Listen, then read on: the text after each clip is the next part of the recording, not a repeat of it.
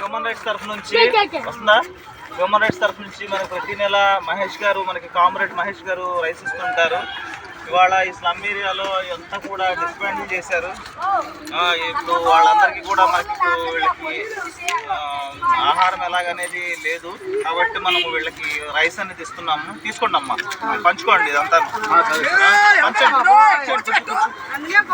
గిన్నెలు తీసుకురండి.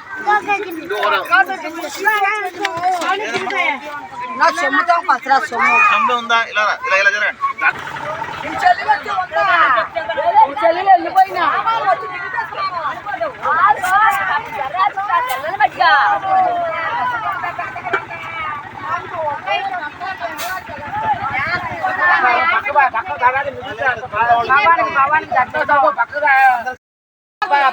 Human rights తరఫు నుంచి వస్తుందా?